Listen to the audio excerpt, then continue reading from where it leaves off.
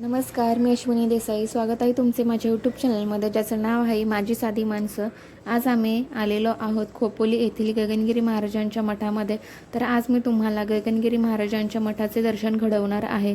आता आम्ही इथे गाडी पार्क केलेली आहे. आता मठाकडे जाणार आहोत.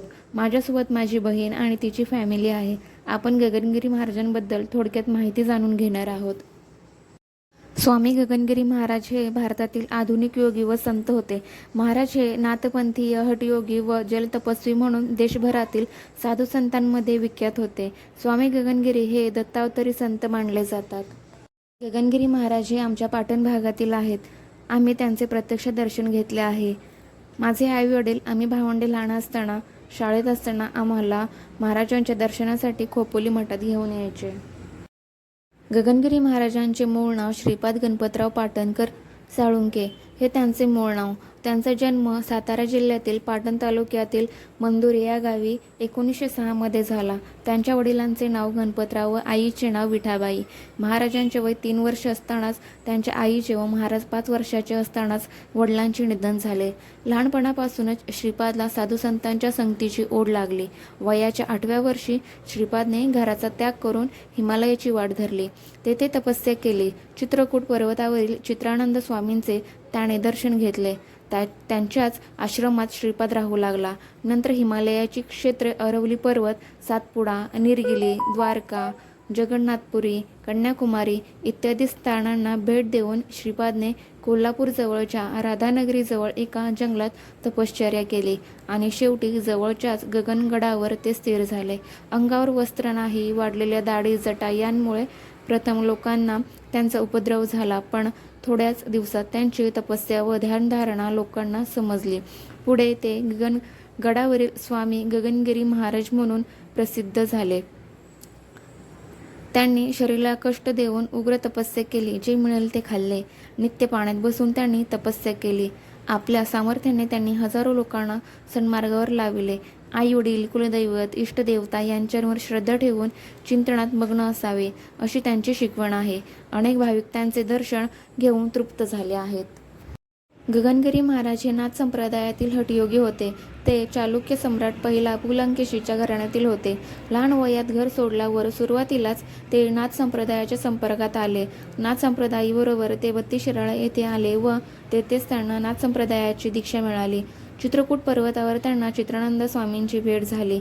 एकदा बद्रीनाथ जवळील व्यासगुफेत महाराज दमून पडले होते. तेव्हा पर्वतावरून एक कफाणीधारी साधू आले. त्यांनी आपल्या कमंडलूतील पाणी शिल्पाच्या तोंडावर शिंपडले व कमंडलूतील हिरवेगार कोथिंबिरीसारखे गवत खाण्यास दिले व म्हणाले, आजपासून तुला सिद्धावस्था प्राप्त होईल. तुझ्याकडून मानवजातीचे कल्याणाचे कार्य होईल. तो आता दक्षिणेकडे जा. तसेच ते ऋषिकेशला येऊन पोहोचले. थोड्या दिवसात लोक त्यांना स्वामी किंवा महाराज म्हणू लागले. पुढे भोपाळपर्यंत गेले असता एका तलावाचे काठी स्नान करून बसले असता कोल्हापूरचे राजे व काही सरदार येऊन बसले व मराठीत बोलू लागले. महाराजही त्यांच्याशी मराठीत बोलू लागले. कोल्हापूरचे महाराज या बालयोग्याला घेऊन कोल्हापूरला आले.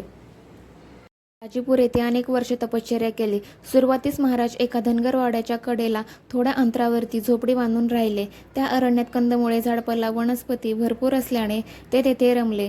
झाडाच्या डोलीत त्यांनी तप केले. भूतविद्या, जारण, मारण, उच्चाटन विद्या अशा नाना प्रकारच्या विद्यांचा शोध लागला. या तपात झोपण्यासाठी गवताची गादी केली होती. ती गादी झाडासारखी अंकुर फुटून वाढू लागले. त्यामुळे विद्या पूर्णत्वास जात असल्याची खात्री झाली व ते सिद्ध होऊ लागले. पर्जन्य काळात अंगावर वस्त्र निर्माण करण्यासाठी कुभ्याच्या सालीचा वाक व आपट्याच्या सालीचा वाक व पळसाच्या पानाचे इरले करून पावसात हलते घरही बनवीत.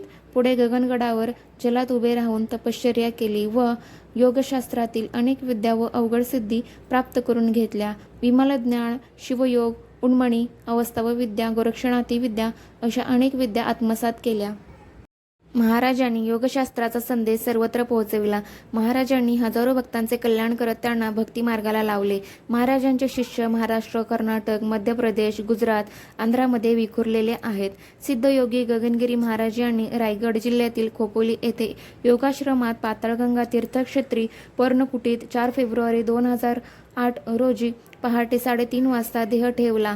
तेव्हा ते 103 वर्षाचे होते. गगनगिरी महाराजांचे आश्रम गगनगड, खोपोली, मनोरी बेट, आंबोळगड, दाजीपूर, नागार्जुन सागर इत्यादी ठिकाणी आहेत. तेथे दत्तमूर्ती स्थापन करून त्यांनी लाखो लोकांना भक्तिमार्गाकडे वळविले आहे. गुरुपौर्णिमा, दत्त जयंती, गोकुळाष्टमी, शिवरात्र इत्यादी प्रसंगी या आश्रमात भजन पूजन थाटाने होत असते. अन्नदान मोठ्या प्रमाणावर होते. ओम चैतन्य गगनगिरीनाथाय नमः.